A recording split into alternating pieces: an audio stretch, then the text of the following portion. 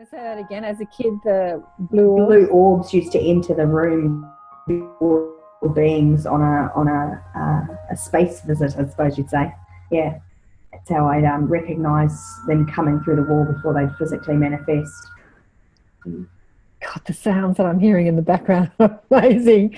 Yeah, I see the blue orbs as well. Like the blue orbs, the blue lights are the ones that I see a lot, and they just hover in front of me sometimes. Sometimes they're just a pinprick of blue light, and sometimes they're about this big, and they're sort of misty blue light. And sometimes they just go like that and just grab my attention, like, whoa. Yeah. I get a lot of blue flashes, like it'd be in my peripheral, but it's quite electrical blue, similar to the colour you described. This colour.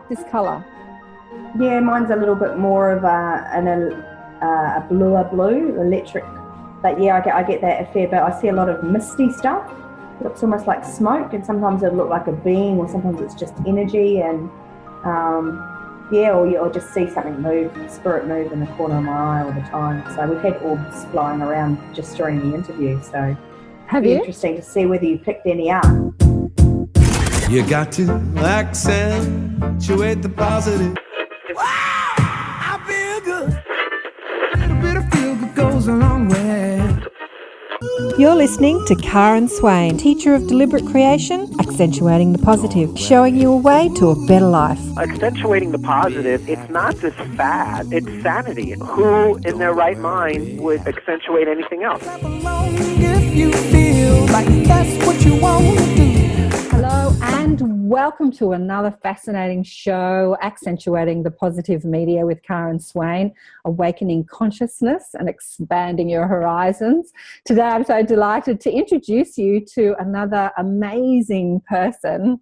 Her name is Lauren Kurth, and she is a first earther, healer, difference maker, contactee. She has a fascinating story that we're going to find out all about today. Hi Lauren, how are you? Hi, Karen. How are you? I'm great. So it's so great to have you on the show. Thanks for coming on. Now, Thanks for having me. I saw Lauren speaking online, and I just loved her down-to-earth way in which she speaks, and she has a fascinating story. So basically, Lauren is a part of the brand shift that's going on, and her soul is a part. It normally incarnates on different dimensions, different planets and different dimensions, but she's here in a physical body having her first life, she says, and first and only human life, she says, and she's down here to help us shift our consciousness.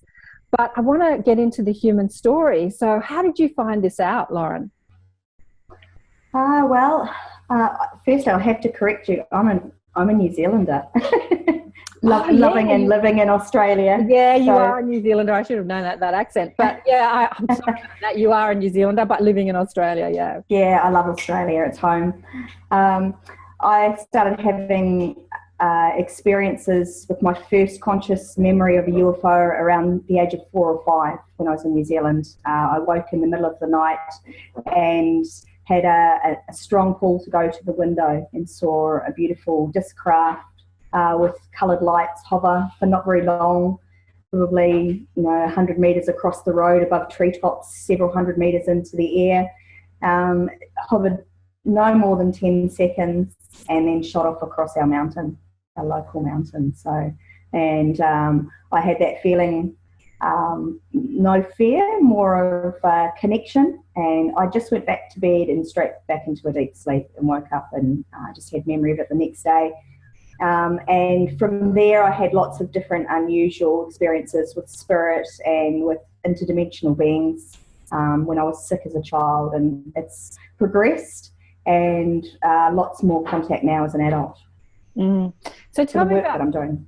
For the work that you're doing. Tell me about some of those interactions with interdimensional beings when you were a child, because I remember as a child feeling like aliens were as just completely normal. And then, being imprinted with, you're crazy if you believe in aliens. And I'm like, huh? Who said that? And I think kids are so open to it. It's no big deal. I mean, your experience is someone you say that comes in, having lives in other dimensions, and then you're having your first human life here. And so obviously taking on a human form, your mind is imprinted with all these beliefs and concepts that we as humans believe in. Sure. I'm like you. I thought that everyone was having them. I thought it was very normal and natural. It wasn't until I got older and I started to realise some of the downloads and information I got, other people weren't having them, or they were happening at times when other people weren't having those experiences, during class, for instance, at school. Imprinted with the same beliefs. You're still totally a human being, but I did feel as a child a little bit like I didn't fit, and the world has always seemed a little bit odd. It doesn't work, and our policies and ways of doing things are destroying the planet we live on and all that sort of thing, which I'm sure lots of people feel. Early experiences are, I was sick one day and I had an experience with I call it an interdimensional being, because it wasn't completely solid, but it looked a little bit like, I don't know what you'd see as sort of pixie in form with a flame-looking head. It was really unusual. It sort of moved around. Say that again. But it was pixie. Yeah, like a pixie with funny ears. Yeah. But about 2 or 3 foot tall. He was very etheric, and actually it was a she, and it had almost like flames coming off the top of its head dancing around.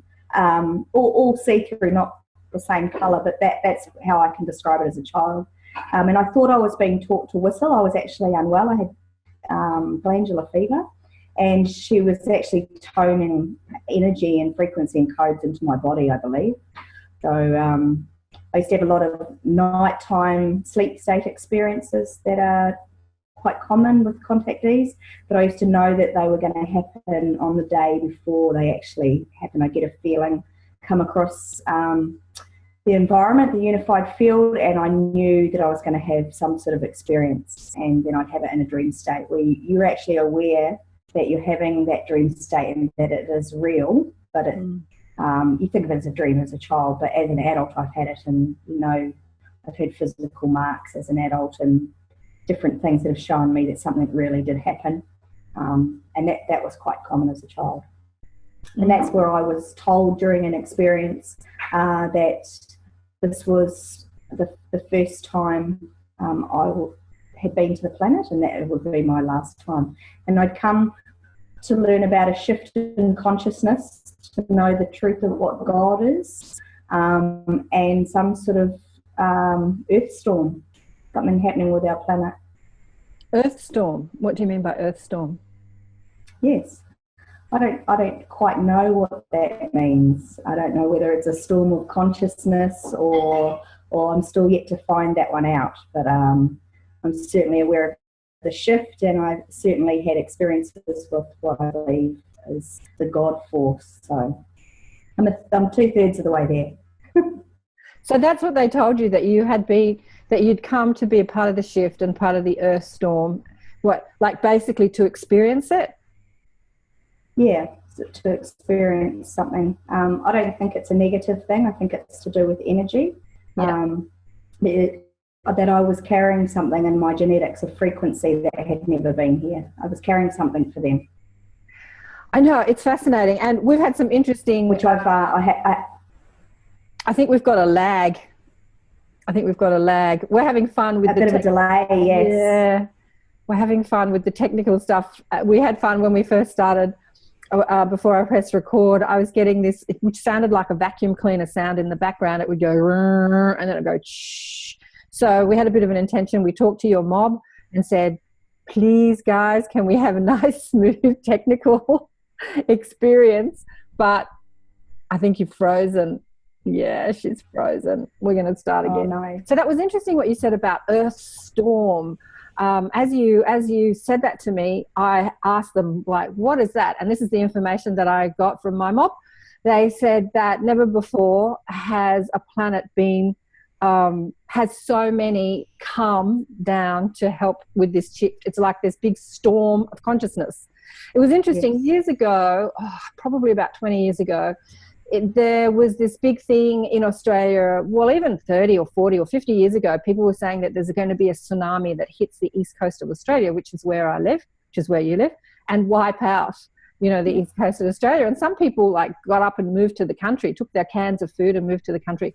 So I was speaking to my mob back then, and I said, what is all this whole tsunami thing about? And they said, it's not a wave of water, it's a wave of consciousness. And I remember sitting in a convention at the convention centre here, and there was a convention called Metaphysical Mastery that came out, was brought out by Americans to Australia, a whole lot of American teachers, spiritual teachers, and there were about 9,000 of us sitting in the convention centre 20 years ago. Can you imagine? And I looked around and I said, this is the wave, you know, this is the tsunami of consciousness. So that storm word is the same thing. It's like a storm of consciousness, and you're a part of, you know, many beings that are kind of having your experience, that they've come in with a different consciousness to help the rest of humanity shift. Sure. Well, that actually makes a lot of sense, because something that I'm supposed to share is my frequency for opening other people, that it's encoded that when you have interaction on even just listening to a radio show like this, it can affect what's going on for their awakening.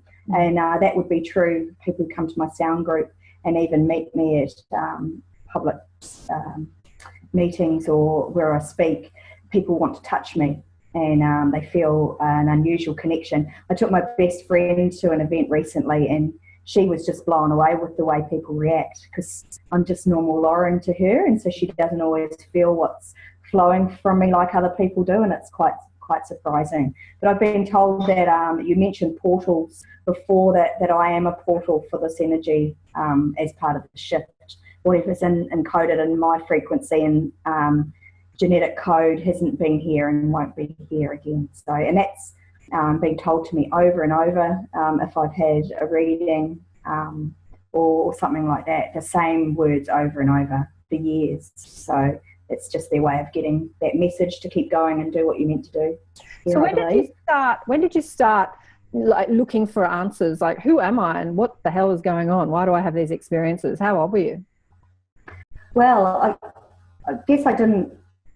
People found me, to be honest. I always was very spiritually minded, and I went to a spiritual church when I was younger. In fact, at the age of 10, I went to every church that was in my local community without my parents. So friends belonged to a church I used to ask to go, looking for the truth of what God was after being told what I was here for.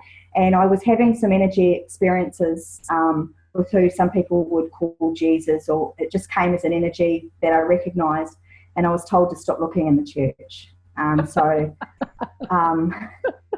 I shouldn't laugh for those people. No, I know. I try not to laugh. Yeah, that's not where it was for me. Yeah. And I've never felt the need to be a part of something like that.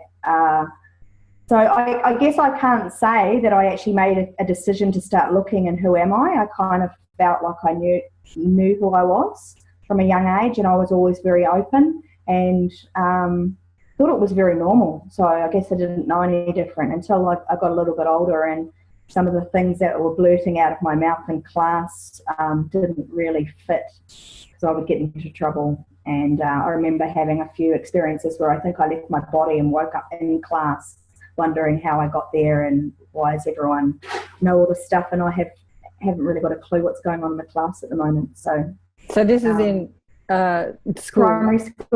Primary school, yeah.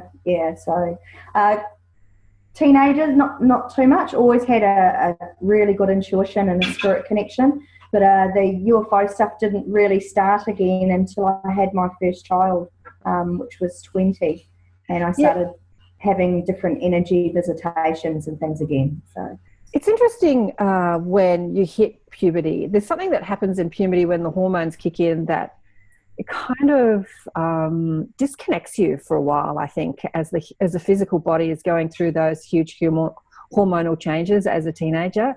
And I've been told why that happens, actually. Tell us what we need to. It's that time where we're sort of really stepping away from the belief systems and trying to formulate our own, but also the chemical imbalance you wouldn't want to have too many experiences with those hormones going on, because you'd be seen as mentally ill, actually, because puberty can be so unbalancing as it is. So that's why I was told that it was shut off at that age.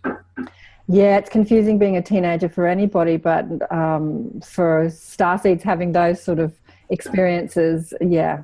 But it's also that time where you're doing a lot of peer pressure. You know, you want to fit in with the group, like you want to fit in with your mates, you're with your friends and be a part of a peer group. Did you find that difficult at that time? Like, how is navigating a human life with all this going on? How do you do that? Well, all of that stuff was actually, I enjoyed it. It gave me some, sense of excitement in life. Going through teenage years, I was a punk, so I didn't really fit in anywhere. I had a mohawk and a chain in my nose, and so I was always the black sheep. I was never trying to fit in, actually. So I was just trying to be myself, whatever that was. Exactly. And, you know, there is no yourself, really. And I think a lot of people are playing with that sort of identity. You know, everyone says be yourself, but I don't think there is yourself. I mean, who we are is a being of light. Transforming. Yeah, and we're just exploring, you know, different outfits. Like, I was a punk for a minute, but I was like a fashionable punk. I wasn't too much of an ugly punk. Lived in London for a while, had my short, spiky blonde hair and my lots of makeup and, you know, studded belts and stuff. Bit of a Boy George punk I was. But just that exploration of identity, you know, like here we are exploring identity. There is no, you know, true self when you're wearing these physical suits, really, these physical outfits. It's just what you choose. Yeah. Absolutely. And continue on with the story. And so when you had your first child is when more of the contact stuff happened. What was happening? I just think that, I was quite young to have a child, 20, and it really grounds you and makes you more family orientated and put your feet on the ground. And I started looking at stress reduction and things like that, being a young mum. So I got back into meditation and things like that. And then by the time I had my second child, 3 years later, I'd started going to a local spiritual church for some spiritual support. And I fit into those places pretty well. I was doing platform within a few weeks and got involved for a few years, and that was great. And it just progressed from there, different levels of energy awakening where my whole worldview would change, and I'd really look at my beliefs, what was mine and what wasn't, and what needed to change. And the whole path has really put me on a course of self-exploration, really deep observation, working out why I do the things I do, and healing past trauma and things that we've all been through. It's made me a better person, a more conscious person, definitely. And I've been grateful to raise my children that way as well. So they're already very open-minded, which is nice. So you've got quite a few children, haven't you? You've got four. I've got four children, 2 boys, 2 girls. Yeah. It's interesting that you chose to have all these children. What was what was going on in your head? Like, I'm going to have lots of children. Actually, it was one of the things I blurted out when I was 10, that I'd actually have 5 children. I remember being cursed by my teacher for even thinking of such things at the age of 10. And I had 4 children. I just loved family, and in those early days I was probably looking for probably needed more self-love. A young person having children, it just happened, really, doesn't it? Yeah. At 20, but they've all had their own experience too. So my sisters didn't have children, so I always joke I had enough for everyone. So, oh, okay. Yeah, but I knew I'd have children really young. They're all starseeds themselves. So. Yeah, exactly. So they're all part of your mob, like I call them, your mob. So where have you spent the majority of your time? Has your soul spent the majority? Because I don't think that as a soul we come from anywhere. because we all come from the source, right? Source, but, yeah, sure. you know, as we spin off, like Garnet says, an individual aspect of the source, and then we become individuated, and then we go, oh, we've got this like universes and universes to play with, and we go, oh, where are we going to go? So you had been spending time elsewhere. Where is that? Well, the life I remember before I come here was one of high energy and information preparing me for this life, and I only remember and will feel that it's not part of this universe, and I remember being part of a collective that could separate to do different things, and the colour and frequency that went with that is gold. And I do remember taking a form and heading into new planets and actually working on crystals, putting codes and energy into crystals to create different environments towards life. So a planet when it starts off, and then going back, and it could create, you know, maybe an algae and then to a grass or whatever, for whatever that planet was for. Not I'm saying in human things, but it could be anything.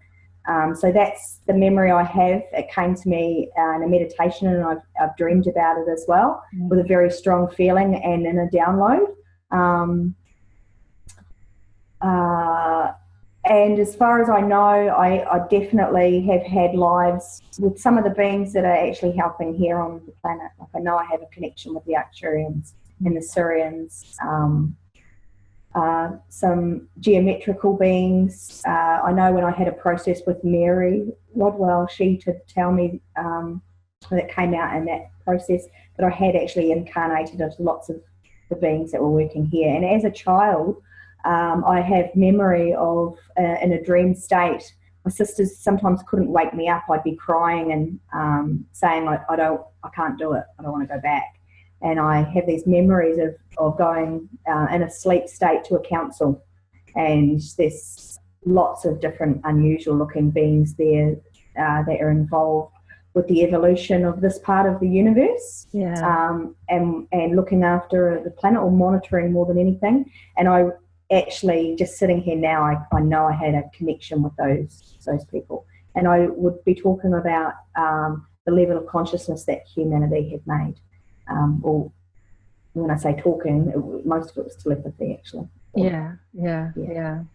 I don't have lots of in-depth memory, but I know that when I think about that and coming back with this really clear feeling, it actually made sense in my life as to how I felt that this was the soul's first time to the planet. And it's quite a neat thing, because I mean, everyone loves nature, but you see something new, it's I think sometimes, am I feeling it the same? It's all new and wondrous. It's quite beautiful. Yeah. I mean, this is really such a unique planet. The depth of diversity here is unlike anywhere really in the cosmos. And you know, courageous souls come to play here because of that depth of diversity, because there's just it's so diverse in frequency, in beings. I mean, the animal kingdom is incredible. I mean, even as humans and scientists, we don't know. Like, there are many hidden animals and beings, actually, mythical beings, that do inhabit this planet that mainstream consciousness don't know about. And it does take a courageous... The depth of physicality here is so beautiful. Yeah. You know, as some of the other beings, when I've tuned into them, you know, you don't have that physical connection with people. The emotions are different, so the way you experience things are different. Yeah, but all of us, you know, come from that same source, and we all have to navigate our stressful thoughts. We all get imprinted with, you know, ideas that humanity grapples with, and I think one of the biggest ideas is that I'm not worthy. You know, I'm not worthy. I'm not enough. That's one of the biggest ideas that humanity grapples with, because I'm listening to a little bird singing. Can you hear a little bird singing? I'm hearing so many noises in my headphone. I tell you, this is amazing. That grappling with I'm not worthy enough, because that disconnection to their source, you know. And how did you, knowing all that you knew about yourself and all those experiences, how did you work with those ideas that you had picked up along your physical trail? Like anybody else, I imagine. I don't I don't know that knowing you have a different connection makes it any better or any worse. I'd say it's 50-50.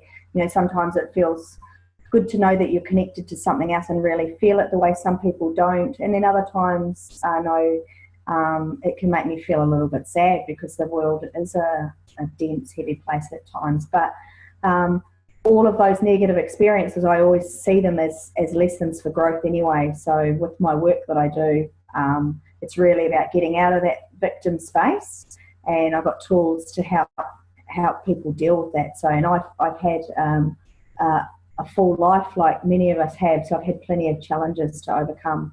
I think that's the normal human part of life, really. So I try not to get obsessed with the whole UFO other side of the world. One of my key goals in life is to remain balanced, and I have a completely normal life. It's not something I have to talk about in every moment and every day, and I'm not obsessed. I make sure I do the work, but I also have family and normal friends that aren't involved, and I think that's really important. I think a lot of people you see that have these experiences, and it's quite natural, it really sends them off balance, and they never really come back from that.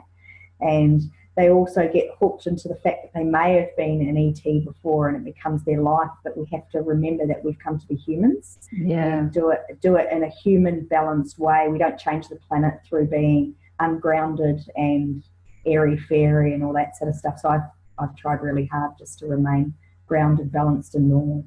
Yeah, that's such great advice, because in order to change anything, you have to be in the system to change the system, as opposed to feel like you're an outsider and like you're all crazy. Because I remember when I first started waking up, well, when I was in my 30s anyway, because I don't even know when I woke up. I was having this conversation with someone who I'm interviewing in a couple of weeks, Will, and I said, when did you wake up? And he said, I don't know, I just it was just a gradual, and that was me too, like as a kid I had all these ideas, and then just a gradual self-exploration, self-inquiry, asking questions, millions and millions of questions, and getting answers, and just expanding. So there wasn't like a bang, 1 minute you're not conscious, the next minute like expanded awareness. But there are a lot of people at this time having that, that experience of waking up suddenly, because they've led these really third dimensional lives. And then, bang, their spirit guide says, okay, it's time for you to wake up. But, yeah, we have to be a part of the system. We have to be a part of the system in order to help the system, rather than seeing it as outside ourselves. And I remember we used to say, like Harry Potter, the magical people used to call the normal people the muggles. And that was a very sort of divisive way of them and us. Yeah. But at the same time, it's all us. That's the biggest thought form on our planet, is that the diversity creates the separation, instead of seeing the diversity as beautiful and belonging to that diversity in race, in thought, in colour, in culture. There's so much diversity here. Absolutely.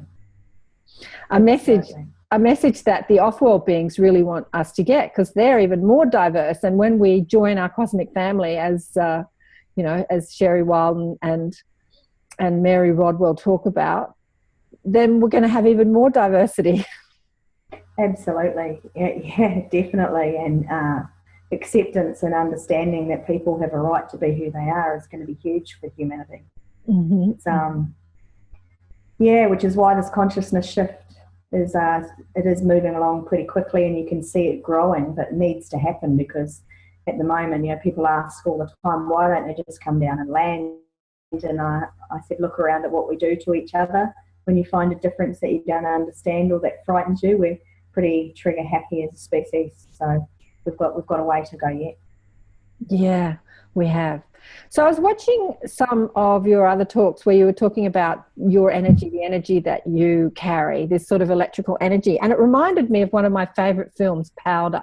Have you seen Powder? I have seen Powder, yeah. What did you think of Powder?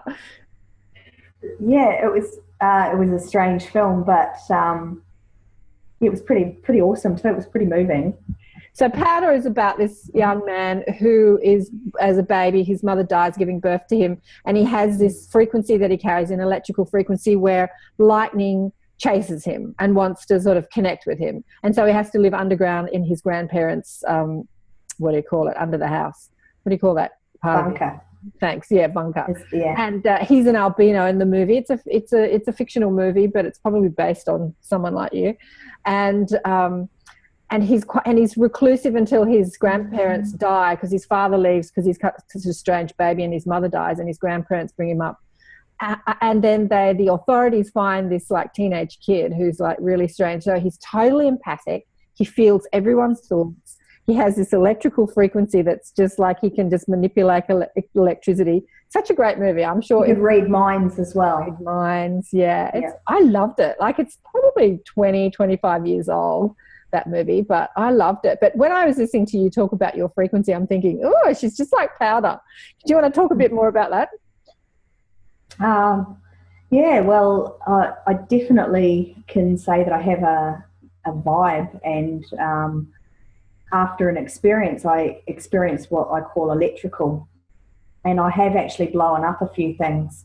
I had a weekend away in Byron by myself a few years ago, and had a bit of a sleep time contact state, and woke up and I feel electrical. So my head and my brain feels very spongy and hot and electrical, and my hands as well. And on the way home, I stopped in at a service station along the Bruce Highway, and I'd actually stopped because I had this energy building up through my heart, but it was anchoring out through my big toe, and I had a purple mark where the energy was trying to leave. So I went to go to the toilet and take my shoe off and rub my foot, and so I must have charged my hand or something, and I went to dry my hands afterwards and blew up the hand dryer. I've also blown up fuse wire from a fuse box over and over, to the point where my ex-husband asked me to meditate with it, and that actually stopped that happening. A jug, blown elements in the oven, hot water cylinder, plug, GPS all the time. If I get excited, if I'm going to see a good friend I haven't seen for a while, and I get excited or even nervous through the city, the GPS will just take me on a wild goose chase, or just completely turn off altogether. What else happens?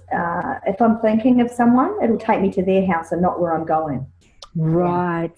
My built-in GPS after an experience used to take us and say we're in Afghanistan and Turkey and things like that. So were you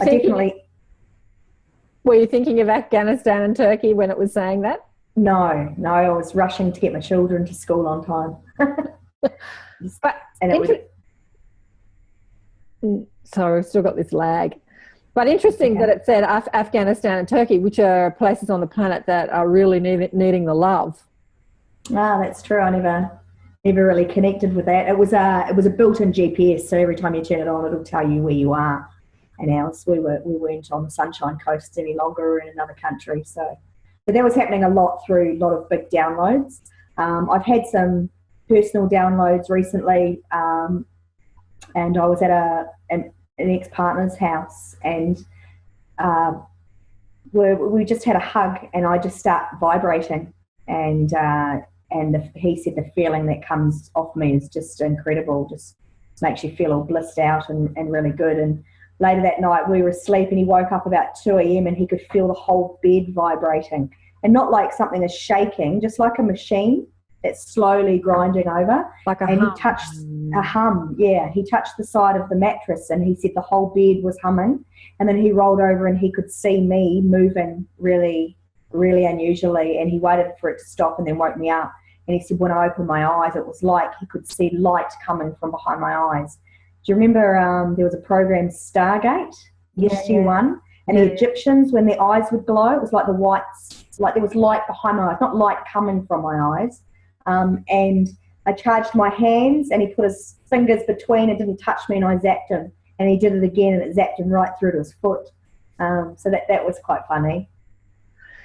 Ooh, so what I'm getting an image of as you talk, it's like, like a hose that is like a fire hose, and when you turn it on, the force of water, the force that if you don't hold it and direct it, it just has a mind of its own. It just like goes all over the place, or even a hose in the garden if you turn it on really forcefully.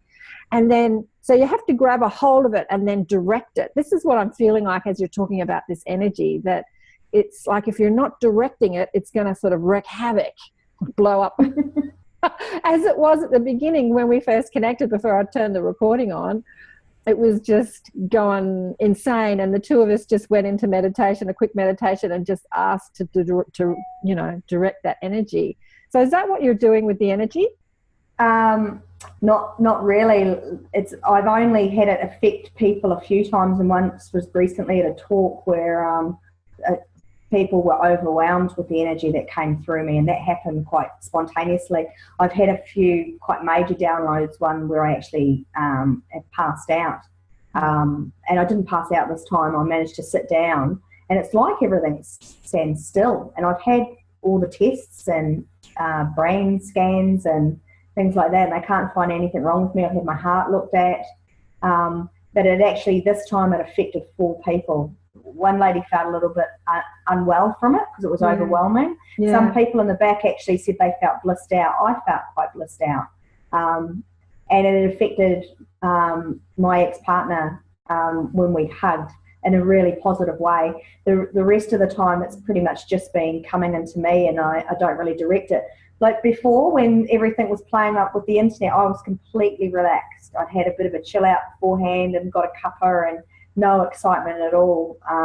Whereas I know I've had to learn to do that, because when I've been quite excited about something, nothing works. I get locked out of email and all sorts. So, wow, it's fascinating. So where do you think we're going with all of this? I mean, how do you think this is transforming our world? What can we do with this energy that you're carrying? Well, my job is to just share it, just to connect with people and share it. And through my healing work and sound healing and my UFO Skywatchers, I always make sure I'm sharing that with people. Where we're going, I think the ET are honestly here just to give us a bit of a nudge to wake us up.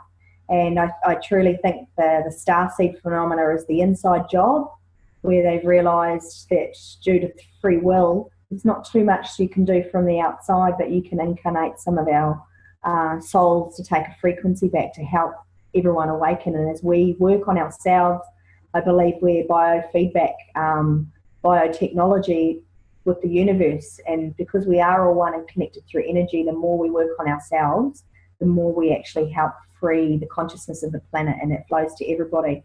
Where we're going, I don't think in the UFO field anyone has the true picture. Most contactees will tell you, even with their information, it was limited, that what you remember and what you get given. It's like being drip fed to keep you on the mission. We have to actually do it with our physicality. Otherwise, it'd be like if you knew you were going to win lotto, you might not work hard on your project. So, but I do think humanity's going through awakening, and I do have faith and a good feeling in my heart that we are going to make it, and that the darkness that is infiltrated in lots of our systems and places on the planet is losing. Yeah, well, there's a few theories, there's a few different timelines, and there's one that, we do blow ourselves up because we don't overcome our negative thoughts, and the divisiveness and the you're wrong and I'm right and I'm going to prove that I'm right. That happens on a personal level, in a family, in a country, in a society, and globally. That's what war's all about. You're wrong and I'm right, and I'm going to prove that I'm right. And I'm going to kill you because I'm right. But it's a hard one, living in a place of duality and knowing that the media is very controlled as far as what we get to see, and we're fed negativity to keep us at a low vibration. But I remind myself, if we are on a planet of duality, there must be just as much good stuff going on the planet that we don't hear about through the mainstream. And human consciousness seems to need, it does. You have a disaster and everyone bands together, and it's not about their own selfish agendas. We start helping each other out, and sadly humans need that to wake up. And I had someone asked me a question the other day, if everything is all how it should be, and everything's happening as it should, and the God consciousness, there's no right or wrong, does that make, war and vaccines and all the things that are going on the planet right? And my answer to that was, there are certain things as the individual and even as a collective we haven't been able to stop ourselves. Me as one person, I can't stop. But I think that those things that we know aren't right for us are the opportunity for us to expand our mind, live our truth, and live differently than what's trying to be forced on us. So we do actually make these changes. We become the conscious force that drives the shift. And for those that aren't aware in consciousness, being pushed against a wall and having, the obvious happening in front of you is the opportunity to wake up. So it's our human perception that sees everything as right or wrong, that I do believe we live in an organised universe. Otherwise there wouldn't be timelines, because they would have to restructure things to try and fit their agenda in. So that just to have faith that it is all part of the bigger plan sometimes. But again, humans need to be pushed to wake up, and people are waking up. Yeah, that's the majority of the people that I interview actually, is that they've had some experience that has been so traumatic that they've had to wake up because their logical, physical human mind cannot understand. And when you can't figure it out, logically, logistically, then you have to surrender to the human grip, the human mind, and let go to something bigger.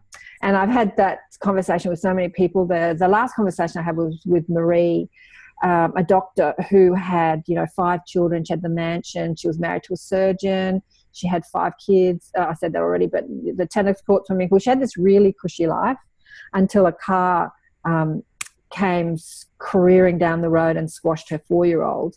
And inside of the grief of losing her 4-year-old, and he was just being that, that was all contracted. I'm going to wake you up by leaving my body. As she, now she's like a galactic doctor, changing people's DNA. And she's come a long way in a very few amount of years, from being so third-dimensionally focused to now this amazing doctor or physician, metaphysician, I suppose we could call her. So, but your story is not like that, because we don't have to all go through trauma. We can just ask questions. I went through a bit of trauma. My mother died when I was young. And so I experienced her illness, but we don't have to go through trauma. We can just wake up by asking questions and having experiences, which is why I wanted to interview you. Yeah, absolutely. And I've had I've had my own trauma, just, as a youngster like everyone, but there's plenty of people aren't having a near-death experience or a massive traumatic event to wake them up. There are people that are awake that are having massive traumatic events to shift them even further. But no, I don't think we have to go through trauma. I think I think that if we were something that was massive and major, it would be a breaking point where we haven't got it. I don't know. I can't really answer that as far as what's going to happen. But no, people don't have to wake up through trauma. That's what we're here for as StarSeeds too, to share that genetic code. I mean, the sun is changing all of our DNA. And I know when I'm having these upgrades, I'm able to share more and more energy with people, and I just see it around me, just us sharing and interacting. It's that 100 monkey experiment, the 100 monkey effect. Critical mass. Many people change. Yeah, critical mass. Critical mass. So. Yeah, that's what my guide said to me, because I looked out into the world probably about 5 or 6 years ago, and because I was on media trying to put a dent in media, trying to bring some consciousness into media, right, on mainstream media, and feeling like a very small drop in a very large ocean, and looking at that ocean, that mass consciousness of fear-based thought forms, and thinking, oh my God, how is this going to happen? I just don't get how this is going to happen. It's just too huge, it's just too huge. And that's what they told me. It's critical mass, and it's only a very small percentage of people that need to all carry a consciousness, let's say, in a way that they live it. So this is what my guides told me. It's not about everybody believing in love and light, because everybody does believe in love and light. Everyone on the planet wants to feel good. It's about living it. It's about living the principles of connectedness, and you and I are one being, and what I do for you, I do for myself. It's really living it. And they said to me, it's only under 5% of the planet. And once 5% are at that stage, it is like that sort of mass awakening will happen. But we're not there yet. No, and it's interesting. This year, with having the last few eclipses and things that we've had in the planetary energy, even a friend of mine has said they've noticed a real shift in me, and I'm really having presented to me in the moment, in the now, belief systems, and how everything is social and moral conditioning, and trying to undo and live without those belief systems. I mean, there's good belief systems that make you go forward and do more. Just knowing that you're being controlled by belief systems is a good belief, because it makes you look at everything. But needing to be unconditional is what they keep telling me, that I need to be unconditional love and spread that. So it's a bit of a mind trick, really. It is, and that is really the challenge, to be unconditional, because we live in such a conditional world. It's such a conditional world. I was watching something on television, I don't know, talking about relationships and love. And love, or romantic love, is such a conditional love, like, I'm going to love you. I don't love you. Have you said I love you yet? It's all this, like, when you say I love you, then somehow you're vulnerable. And people say to me, and I say, look, love is just not up for, discussion, because love is who we are. So you love everybody, and then you choose who to live with. It's not this, I'm only going to love you because I'm married to you, or you're my child, or you're my family, and not love anybody else. Or the cat, like my neighbour said to me, she adopted one of my cats. The neighbours moved out, gave me 2 cats, a new neighbour moved in. And I said, are you in love with the cat yet? And she said, no, I'm not in love with the cat yet. And I said, like, well, how could you not be in love with the cat? Because love is just not the condition that we need to, like, we are love. Yeah. It's just a decision. Of course I love the cat. Whether I want to own it or not, that's a decision, That's something I've been looking at lately, and I'm well aware that what true unconditional love is not what we experience. We're taught very early that if we do something that's good, or we do something that makes the other person feel good, we receive love. It's very conditional right from the start, and that's something I have been pushed to look at, actually, is the unconditional love, and not living in the law of resistance, especially when it comes to loving relationships, having a free relationship. The moment you start putting restrictions and rules and conditions, you are creating an environment to create resistance. And yeah, it's very interesting, because you have to become unconditional with yourself first before you can be unconditional with anyone else, and that is a real challenge. So again, it comes back to that, just being content with yourself and loving yourself. But being unconditional, and when you're living it with yourself, when it comes to love, relationships, friendships, it's a very tricky thing to navigate. So recently I was with Mary Rodwell, who has interviewed over about 3,500 StarSeeds, people like you who are having their first human experience, or they're maybe one of their first human experience, but they've spent more time in other dimensions. And she made a really outstanding statement at the end of her talk, saying that half the planet are starseeds. What would you say to people watching this, asking, those questions, am I someone like you?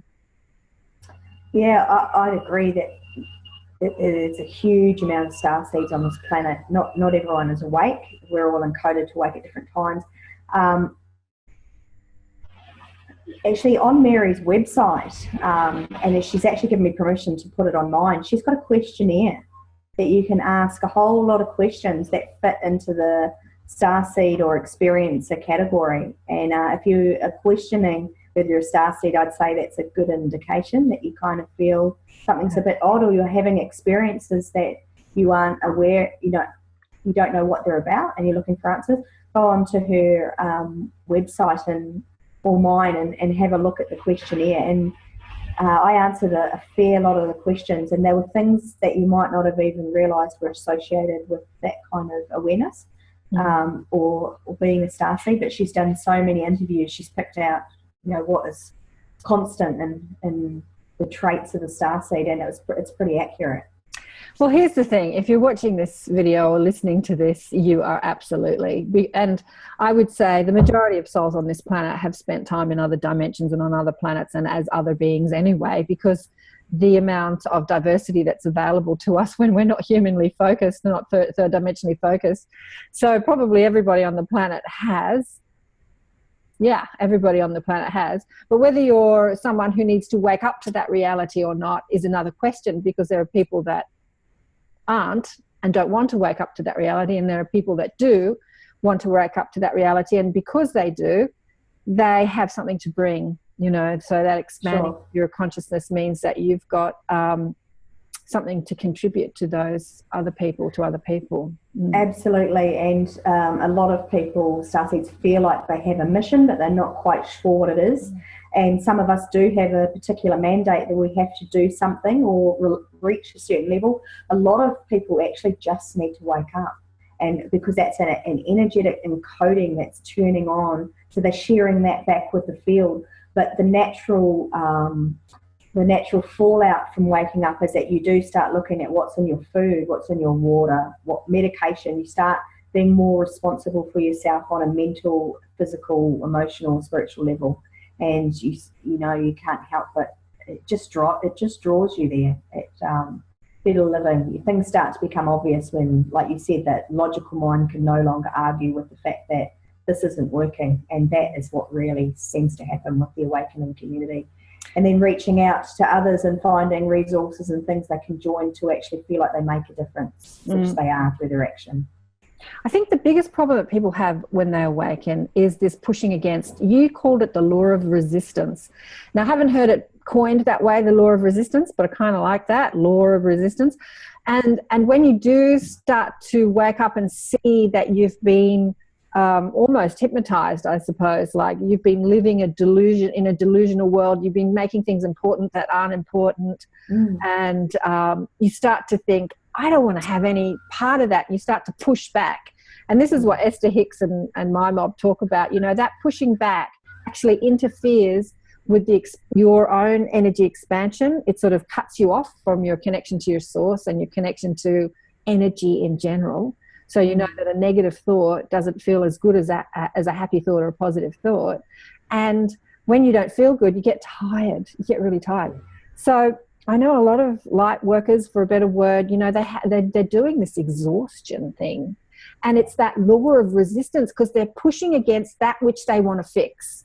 You know what I mean? It's like, I've done many sessions with healers, and I say, stop trying to fix people and just love them. See the condition as perfect for the experience in the moment, and that transforms it, as opposed to trying to overcome it or fix it or make it go away, push it away, resist it, the law of resistance. That's a big one. That's a big one with people awakening, that you have to stop making the rest of us wrong. I'm looking at, what's going on with the pipeline depot, and there's so much resistance going on.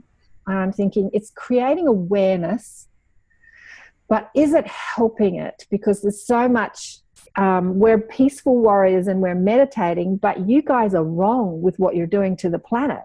Like that's that pushing against as well. It's a really interesting place to be. What do you say about that? It is, and I know exactly what you mean. And it's a very double-edged sword, because I think a lot of the spiritual movement, which I believe was created to entrap people in that, where they do become a little bit complacent and don't take a stand for things. But again, in that law of resistance, I used to think, should I be up protesting and doing all this stuff? And I was told very clearly not to.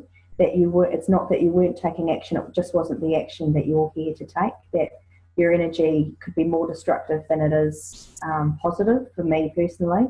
and that the most important thing I could do would be work on myself and stay balanced. And that's exactly it. You wake up and then they start fighting the system rather than just be the change and change the system. I find it expensive to eat organically, and a good friend of mine said, but if we all do it, those places like, Woolworths and Coles will eventually have to bring in more organics because it's what everybody wants. And they do, and they are. And it won't necessarily make it cheaper, but it's still pushing towards what we need, which is stopping the chemicals in our food. And so the best thing you can do, rather than resisting, you can see it and see where you feel that there's resistance and acknowledge it, and then do something else that fixes the problem. We need to stop going into, we've got enough awareness now for a lot of people, and so I find the conspiracy movement quite often comes in and it just pisses people off, which is a good place to start, but there's not a lot of solutions, and we have to be the solution. Otherwise, we are just feeding that energy back into the matrix and creating the resistance to start with, which I think is your point.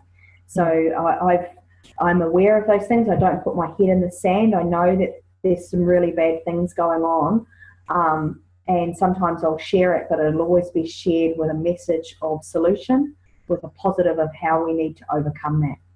I think that's really important for the awakening now, and that's where the connections and communities are good, because we can start to share solutions rather than just be aware and then go into a state of resistance. It's like a bit of a trap, actually. And people want to withdraw from society then, and I've been through that, but you really can't help society if you're not in it, if you're disconnected. And it's really empowering when you do go along to a community event and you see several hundred people all on the same page. The energy that's created from that, we need to get more of that happening. So. Yeah, absolutely. You're just reiterating the words I had to a client yesterday. She's like, I've never felt a part of humanity. I've always felt that whole story. Okay. But she's older and she's got this 12-year-old amazing star kid that just would not go to school. He just climbed a tree and refused to come down. Like, he just wouldn't go. He's a classic. He's fabulous. And the two of them just want to go and live in the country and be away from it. And that's exactly what I said to them. It's like, well, that's nice, but how do you bring your consciousness and your knowing to help others, to actually be inside it? I mean, it's nice to retreat and have that alone time with nature, and it's beautiful, but you're holding a frequency that others can benefit from, even if you do nothing, just being in a restaurant. I was told that years ago when I started doing energy healing work. Just wherever you go, when you're in a restaurant, we're going to use you to beam some energy through you to sort of help people that are suffering either mentally or physically next to you. And I said, really? Hey, cool. That's cool. I don't even have to know about it. Yeah, just holding a frequency is beneficial.